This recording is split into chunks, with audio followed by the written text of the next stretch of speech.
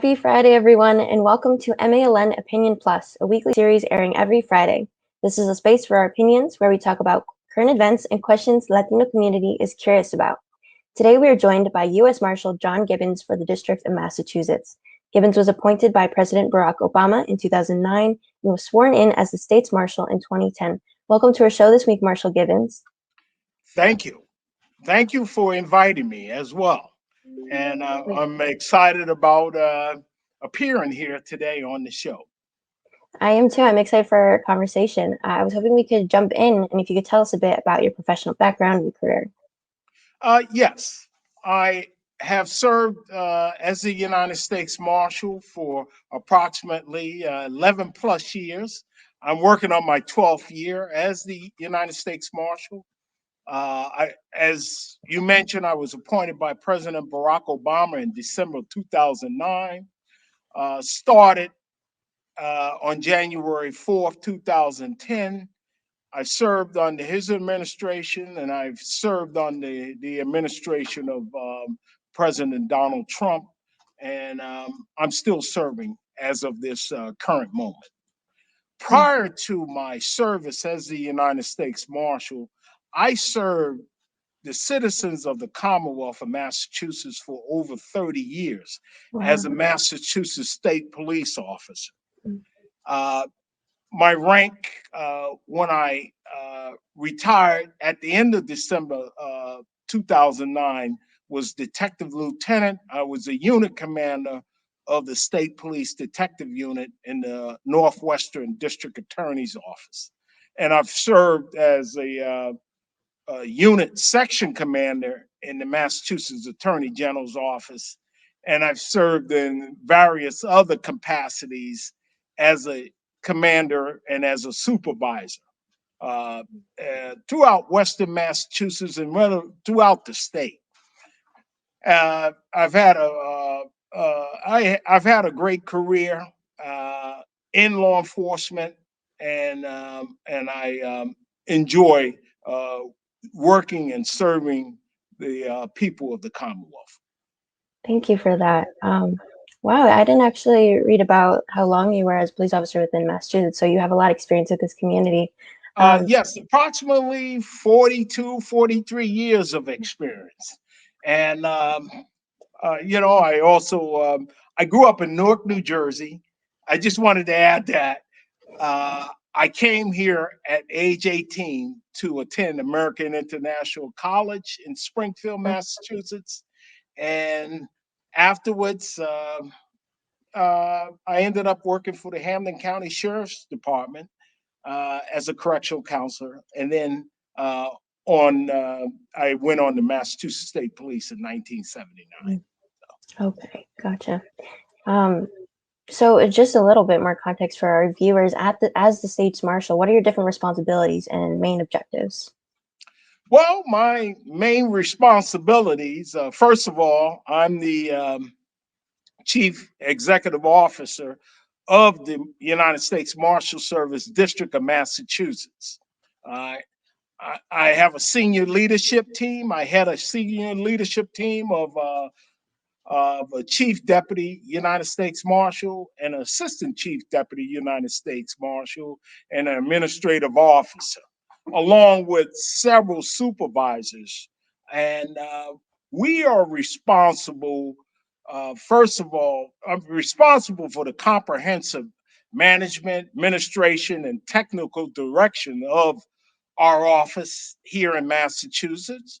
And we're responsible for the security, the safety, and the protection of all our judges. We have 44 federal judges in the District of Massachusetts between the circuit and the district courts. And we have the United States Attorney's Office along with other court officials that we're responsible for their safety and security, as well as the citizens, the visitors, the stakeholders that frequent our courthouses every day. So we're responsible for managing those things. We're also responsible for uh, fugitive investigations. We have a partnership with our state and local law enforcement officers, the Massachusetts State Police, the local police departments across the Commonwealth. We work hand in hand with them on uh, apprehending fugitives Mm, and going after violent fugitives. Uh, we also have witness security. We support our witness security division when we have individuals that want to cooperate and go before and testify in a court, in a federal court, or also in a state court proceeding.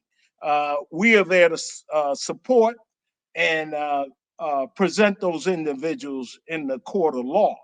mhm, Uh, Prisoner Operations Division, uh, big responsibility because we are responsible for the safety, security, and well being of every individual ordered into our custody by a federal court judge. mhm, Some individuals are held on bail. And therefore, my responsibility, and I say our responsibility, is to make sure that we house them and keep them safe mhm, and transport them safely to court and transfer them safely back to the facilities. And also take care of any um, of their, and take care of their health care. mhm, So this is our responsibility, and we contract with the county jails, the state prison, state correctional institutions, and a private facility out of Central Falls, Rhode Island. mhm, And if that individual is convicted and sentenced to the Bureau of Prisons by a judge, a federal judge, therefore we're responsible for designation and transportation of that individual to the Bureau of Prisons. mhm, And then we have a lot of other things, asset forfeiture division. My district is responsible for over $50 million wow, in asset forfeiture and seizures.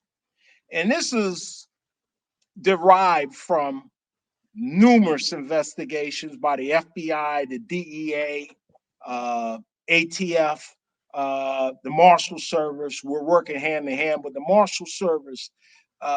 We are the ones that manage that asset forfeiture account and make sure it gets distributed mhm, or and receive the court orders and execute those court orders.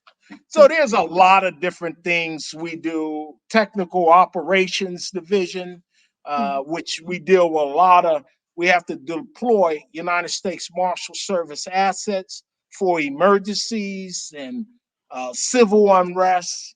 And for example, the federal courthouses out in Portland, Oregon, in Seattle, uh, they took some damage during some of the civil unrest. And mhm, we're there to protect those courthouses right, and work along with the state and locals mhm, in the community. mhm. Thank you for your answer. That's going to make my next one a little tough because it's how the pandemic, in your experience and opinion, what are the greatest challenges it has presented within your work? There's so many aspects to your work. So, Yes, it is. It was a definite impact on our daily operations. On several occasions, we had to, as a result of positive COVID-19 cases, we had to immediately shut down our operations. The courthouses, the United States Marshal Service Office, entire offices, and we had to work along we first of all, our operational staff had to work remotely, but we also had to work with general services administration so that they would come out and conduct intensive cleanup operations at our facilities in the areas in question. Um, During that time, we had to uh, I would say adjust and adapt, but we had to break down into several groups or teams to mitigate any COVID positive cases amongst our deputies or our team members. Because if one group went down, we had to replace them with another group. And we were there every day that we're there every day that the courthouse is open, and the courthouse has been operational and open every day. And then one good thing, I have to say, a lot of positive, great collaboration and coordination with the judges, the courts, house staff, the U.S. Attorney's Office, our detention centers and our jails, federal defenders, our defense attorney crews. We met weekly so that we made sure that we addressed all issues concerning our detainee population. We had to make sure with our jails and that they are safe, secure, and mitigate any infections of COVID-19.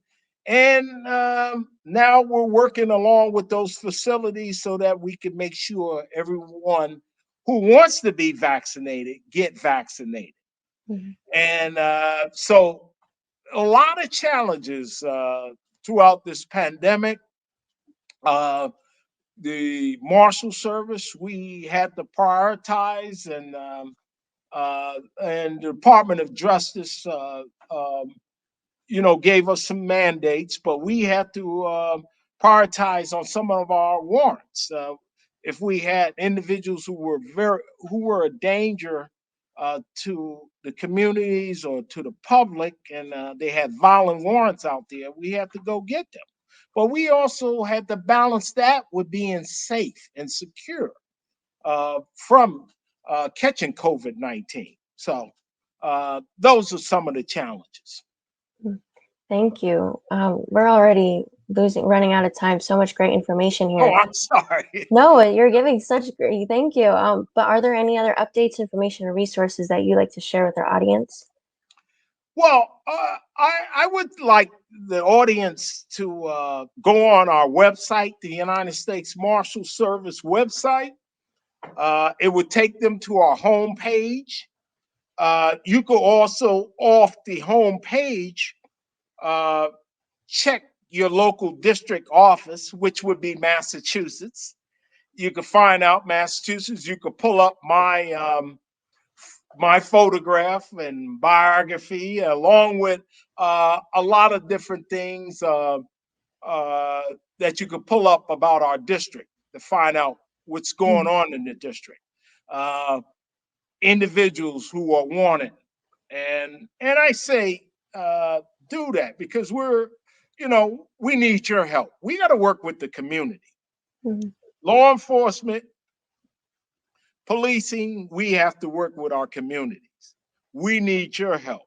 We need to work as a team, and that's what we need to do. And also on our website, you'll see our 2020 annual report, our Marshal Service strategic plan. It'll talk about protecting federal judges and courts, a lot of different things, and also recruitment. We need to recruit. We need diversity. We need to recruit people that represent our community. So please, and then if you need to reach out to me, our number in the district, 617-748-2600. And then there's also a number if you call in if you had information on individuals who are fugitives. But I just wanted to present those things to you, the resources. Thank you. I'll be sure to, include most of them in the bottom, as many as I can find. Thank you so much for talking to us. It was a pleasure. We hope to have you again. There's so much more we could talk about. I wish we could have gotten to, But thank you so much for talking with us, Marshal Gibbons, and for being our guest on MALN Opinion Plus this week. You're welcome, and thank you for featuring me Of course. in It my was a district. pleasure. Yes. Take care. Have a Thank good you. week. Thank you. Take care. Everyone, please tune in next week for another episode. You can follow us on Twitter at MA Latino News and Instagram at MA_Latino News. I'm Belen Dumont with MALN Opinion Plus, and I will see you all next time.